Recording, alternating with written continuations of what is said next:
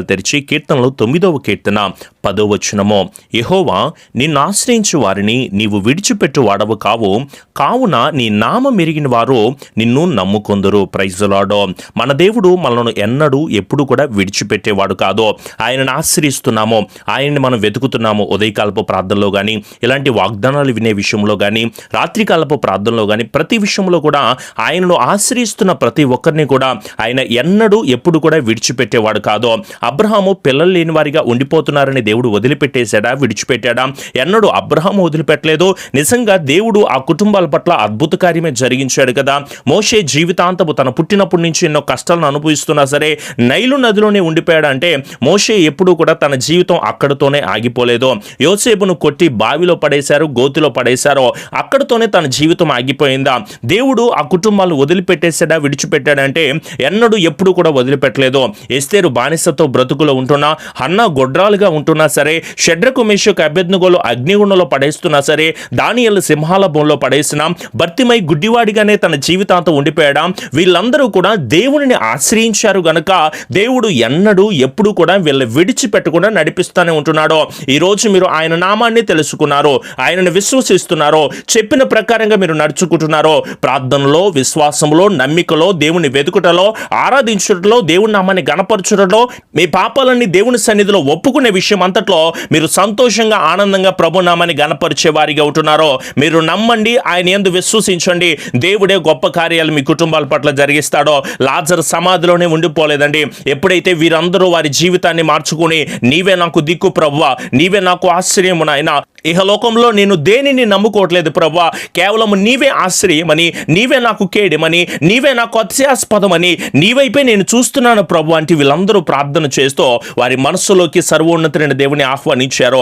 మీరు వాక్యం అయితే వింటున్నారో, పాటలు పాడుతున్నారో, దేవుని ఆరాధన చేస్తున్నారో, లైవ్ ఆరాధనలో పార్టిసిపేట్ చేస్తూ ఉంటున్నారో, అయినా సరే మీ మనస్సులోకి సర్వోన్నతులైన దేవుని ఆహ్వానించుకోలేని వారిగా ఉంటున్నారో, ఒకసారి పరిశీలన చేసుకోండి. మీ స్థితిని మార్చాలి అన్నా, మీ పరిస్థితిని మార్చాలి అంటున్నా, మిమ్మల్ని లేవనెత్తాలి అంటున్నా, ఏడుస్తున్న మీ జీవితాల్లో, నిందలను అనుభవిస్తున్న మీ జీవితాల్లో, హేళనకరమైన పరిస్థితులు వెళ్తున్న ప్రతి ఒక్క ఇబ్బందికరమైన విషయాలన్నీ కూడా యేసు నామములో మాత్రమే లయమవుతాయి అన్న విషయాన్ని మీరు మర్చిపోవద్దు. తప్పకుండా మీరు దేవుని వైపు చూడండి. ఎలాంటి పరిస్థితులు ఎదురవుతున్నా, వ్యాధుల్లో ఉన్నాము బ్రదర్, రోగాలు వస్తున్నాయండి, ఈ పాజిటివ్ కేసులు వస్తున్నాయండి, ఈ కరోనాకి భయపడుతూ ఉంటున్నాం. దయచేసి ఎవరు కూడా కరోనాకి భయపడద్దు. అలా అని చెప్పేసి మీరు బయట విచ్చలవిడిగా తిరగొద్దు. మాస్కులు ధరిస్తూ, శానిటైజర్లు ధరిస్తూ ఈ అనారోగ్యాలతో ఉంటున్నాను బ్రదర్, అప్పులు సమస్యలతో ఉంటున్నామో, కష్టాలతో, కన్యలతో, నా భర్త, నా భార్య, నా బిడ్డలో ఎన్నో రకాలైన సమస్యలను అనుభవిస్తూ ఉంటున్నాను, ఎన్నో మోసకరమైన జీవితాలను అనుభవిస్తున్నాను అండి. పాస్టర్ గారు చెప్పుకోవడానికి కూడా వీలు ఉండట్లేదు. ఎన్నిసార్లు ఎదురు చూస్తున్నా, ఎన్నిసార్లు ప్రార్థన చేసినా, ఎంత వేడుకుంటున్నా సరే ఈ కష్టము నుంచి, ఈ కన్నీళ్ళ నుంచి విడుదల పొందలేకపోతున్నాను. పాస్టర్ గారు నిజం చెప్పాలి అంటే విశ్వాసాన్ని కోల్పోతున్నానండి. ఇంకా ఎంతకాలం ఎదురు చూడాలి, ఎంతకాలం నేను మొరపెట్టాలి, ఎంతకాలము ఆయన దగ్గర నేను ఎదురు చూస్తూ కనిపెడుతూ ప్రార్థన చేసే వారిగా ఉండాలి అని చెప్పేసి మీ విశ్వాసము మీకు అర్థం కాక మీరు ఎలాంటి పరిస్థితిలో ఉన్నారో మీకు తెలియకుండా బాధపడుతూ వేదన చెందుతూ ఉంటున్నారా? అమ్మ, మీరు తప్పకుండా ప్రార్థన చేయండి. ఏమి దిగులు పడాల్సిన అవసరం లేదో. ఆయన చూస్తున్న దేవుడు, నమ్మకమైన వాడు, న్యాయాధిపతి అయిన దేవుడు. ఆయనే మనకు మాట ఇస్తున్నాడు కదా. ఆయనను ఆశ్రయించి వారిని ఎన్నడూ విడిచిపెట్టే దేవుడు కాదు. దావీదుని వదిలిపెట్టేశాడు అనుకుంటున్నారా? సింహములో ఎదురొచ్చినాయి, గొల్యాతు ఎదురొచ్చాడు, అలాగే దానియేలు కూడా వదిలిపెట్టాడా? సింహాల బోన్లో పడేస్తూ ఉంటున్నా. కలభావం చెప్పకపోతే కత్తి మీదకు వచ్చినా సరే. మోషే విషయంలో చూడండి, ఇశ్రాయేలీలందరినీ 40 సంవత్సరాల అరణ్యంలో నడిపించే విషయంలో, 40 సంవత్సరాలేమో అరణ్యంలో సంచరించే విషయంలో, 40 సంవత్సరాలు రాజ్యాన్ని పరిపాలన చేసే మోషే విషయంలో ఎన్నడన్నా వదిలిపెట్టేశాడా, విడిచిపెట్టేశాడా? ఈరోజు మిమ్మల్ని కూడా ఆయన ఎన్నడూ, ఎప్పుడు, ఎలాంటి పరిస్థితుల్లో విడనాడని, వదిలిపెట్టని దేవుడని మీరు తప్పకుండా గుర్తుపెట్టుకోండి. పౌలు చెరసాల్లో పడేసినప్పుడు, ఎవ్వరూ ఏమీ చేయలేని పరిస్థితుల్లో ఉంటున్నప్పుడు కూడా నా దేవుడు తప్పకుండా కార్యాలు జరిగిస్తాడో. ఈరోజు మీరందరూ కూడా కష్టాన్ని అనుభవిస్తున్నారు, నష్టాన్ని అనుభవిస్తున్నారు. అయ్యో ఏం చేస్తున్నావు అర్థం కావట్లేదు పాస్టర్ గారు అని చెప్పేసి మేమేం చేసినా సరే కలిసి రావట్లేదండి. ఈ అప్పులు తీరట్లేదు, వివాహాలు జరగట్లేదు, వ్యాపారంలో కలిసి రావట్లేదు, అన్ని నష్టాలు ఎదురవుతున్నాయి, అన్ని కష్టాలు ఎదురవుతున్నాయి. అనుకున్నది అనుకున్న సమయానికి జరగక ఎంతో తీవ్రమైన మనస్తాపంతో చెంది ఉన్నావు కదా. నీ కుటుంబ సమస్యలు ఇలా ఉన్నాయని, శ్రమలతో, వ్యాధులతో బాధలు పడతా ఉంటున్నావు అని చెప్పేసి ఎన్నో దయనీయమైన పరిస్థితిని ఎదురు చూస్తున్న బిడ్డలారా, ఆయన యందు తప్పకుండా విశ్వాసము కలిగిన బిడ్డలుగా ఉండండి. ఎలా మేము విశ్వాసం ఉంటాము పాస్టర్ గారు అంటే, యోసేపును కొట్టి జైల్లో పడేసినా సరే అతని విశ్వాసాన్ని కోల్పోలేదు. దానియేలును చంపడానికి ప్రయత్నం చేసి సింహాల బోన్లో పడేసినా సరే నిజంగా దానియేలు ఎప్పుడు ఎన్నడూ కూడా విశ్వాసాన్ని కోల్పోలేదు. దావీదు నేను ఆరాధన చేస్తున్న దేవుడు ఉన్నతమైన దేవుడు అని, ఆయన్ను నేను నమ్ముకొని ఉన్నాను గనుక, ఆయన నామాన్ని నేను ఎరిగి ఉన్నాను గనుక నిజంగా సర్వోన్నతుడైన దేవుడిని నేను మహిమపరుస్తాను అనే ఉన్నతమైన స్థితిలోనే కలిగి ఉన్నాడే తప్ప, యుద్ధం చేయాల్సి వచ్చిన, గొల్యాతును ఎదుర్కోవాల్సి వచ్చిన, ఎలాంటి పరిస్థితుల్లో వచ్చినా సరే దావీదు ఎన్నడూ కూడా కృంగిపోలేదు.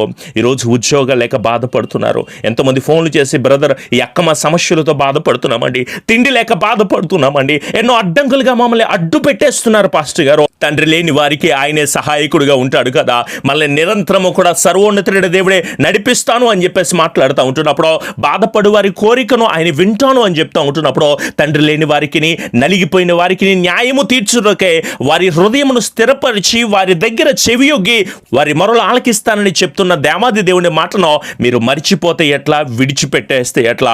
ఒకసారి ఆలోచన చేయండి. మనము నమ్ముకున్న దేవుడు జీవము కలిగిన దేవుడు కదా, ఆయనే న్యాయము తీరుస్తాడు. ఆయన సింహాసనాసీనుడై ఉంటున్నప్పుడు మనకు న్యాయము తీర్చడానికి, లోకానికే, మన కుటుంబాలకి, ప్రజలందరికీ కూడా న్యాయము తీర్చడానికి జీవాధిపతిగా ఉంటున్న దేవాది దేవుని వైపు మీ హస్తాలు చాచి మరి ప్రార్థన చేస్తారా? బ్రదర్ నేను ఈ బాధలో ఉన్నానండి, ఎన్నో కష్టాలు నేను అనుభవిస్తున్నానండి, ఎన్నో నష్టాలు గుండా వెళ్తున్నానని ఎంతో చక్కగా నాతో చెప్పుకుంటూ ఉంటున్నాము కదా, ఒకసారి మోకరించి ప్రార్థన చేస్తావా? మనందరి కోసమే, మీ అందరి కోసమే, మన కుటుంబాలన్నీ క్షేమంగా ఉండడం కోసమేమో మీ కుటుంబాల విషయమే మీరు మోకరించి ప్రార్థన చేయండి. ఉదయం 6 గంటల నుంచి మధ్యాహ్నం 12 గంటల వరకు కూడా ఖచ్చితమైన క్రమాన్ని పాటిస్తూ, అలాగే ఈ నెల చివరిలో 3 రోజుల ఉపవాస క్రమాన్ని మనమందరము పాటిస్తూ జీవాధిపతి అయిన దేవునికి మొర్ర పెట్టుకునే వారిగా ఉందాము. మన మొర్ర ఆలకించేది సర్వోన్నతుడైన దేవుడు. ఈ లోకంలో ఉంటున్న మనుషులు మన మొర్రలు ఆలకించరండి, వారు ఎగతాళి చేస్తూ ఉంటారు. మన బాధలకి చెప్పుకుంటూ ఉంటుంటే ఎప్పుడు కూడా హేళనగా మాట్లాడే వాళ్ళేనండి.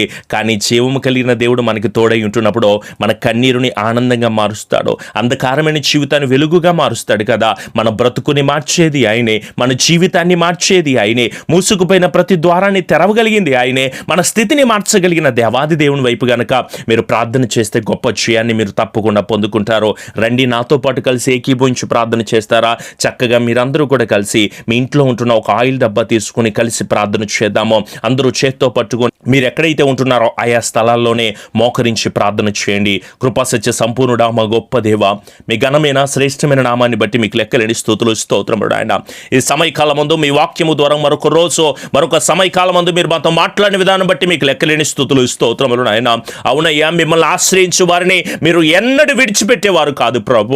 ఆయన మీ నామాన్ని ఎరిగి ఉన్నాము కనుక ప్రభు మిమ్మల్ని నమ్ముకున్నాము నాయన. ఈ లోకంలో ఎవరిని నమ్ముకోలేదు. మనుషులను ఆశ్రయిస్తే మాకు ఏ స్వస్థత కలదు, ఏ విడుదల కలగదు, ఏ ఆశీర్వాదం కలగదు. కానీ మిమ్మల్ని నమ్ముకున్న బిడ్డలు మీరు ఎన్నడూ విడిచిపెట్టని దేవుడని పూర్తి విశ్వాసంతో మిమ్మల్ని వెతుకుతూ ఉండగా బిడ్డల పట్ల గొప్ప కార్యాలు మీరు జరిగించండి ప్రభువ. వైద్యులకు, పోలీసులకు, కార్మికులకు, ప్రభుత్వాలకు మంచి జ్ఞానాన్ని మీరు దయచేయండి. అప్పుల బాధ నుంచి విడుదల మీరు దయచేయండి. అనారోగ్యాల నుంచి నెమ్మది బిడ్డలకు దయచేయండి. తాగుడు జీవితం నుంచి, వ్యభిచార జీవితం నుంచి, పాప సహితమైన కార్యాల నుంచి, ఎన్నో కోర్టు సమస్యలతో బిడ్డలు బాధలు పడుతూ ఉంటున్నప్పుడు ప్రభువ వారికి మంచి జ్ఞానమును, శక్తిని, ఆశీర్వాదాన్ని, కృపను వారి కుటుంబాలను మీరు అందించి దీవించి బలమును దయచేయండి ఆయన. మందిర నిర్మాణాల విషయంలో మీ సహాయాన్ని మీరు దయచేయండి ప్రభువ.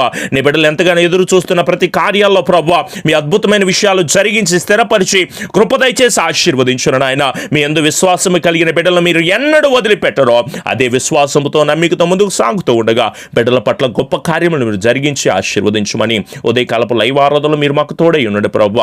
రాత్రికాలపు కుటుంబ ప్రార్థనలు మీరు మాకు తోడై ఉండండి. అనుదిన వాగ్దానాలను ప్రభువ మేము కాకుండా అనేకులు బలపరచబడానికి మీ కృప దయచేసి దీవించి ఆశీర్వదించమని, విన్న చెవులను ధన్యులుగా మార్చి కృపతో క్షేమముతో బిడ్డలను నడిపించి ఆశీర్వదించి బలపరిచి నీ బిడ్డలు ప్రభువ వారికి ఏ స్వస్థత కావాలో, ఏ విడుదల కావాలో, ఏ ఆశీర్వాదం కావాలో యేసు నామములో దాన్ని గద్దిస్తూ ఉండగా ప్రభువ విడుదల మీరు దయచేసి దీవించి ఆశీర్వదించమని, నీ బిడ్డల మీద పనిచేస్తున్న ప్రతి ఒక్క దురాత్మ శక్తులు కూడా పూర్తి విడుదల దయచేసి, అది కోపం అనే ఆత్మ, అసూయ అనే ఆత్మ, వ్యర్థమైన విషయాల్లో, పాప సహితమైన ప్రతి కార్యాలను కూడా యేసు నామములో బంధిస్తూ ఉండగా ప్రభువ అడ్డంకులుగా ఉన్న ప్రతి ఒక్క దాన్ని కూడా నీ బిడ్డలు రిసీవింగ్ను పొందుకొని జయాన్ని పొందుకోవడానికి మీ కాపుదల, దీవెన, ఆశీర్వాదం బిడ్డలకు మీరు దయచేయమని మా ప్రియ రక్షకుడైన యేసు నామములో అడుగుచున్నాము తండ్రి.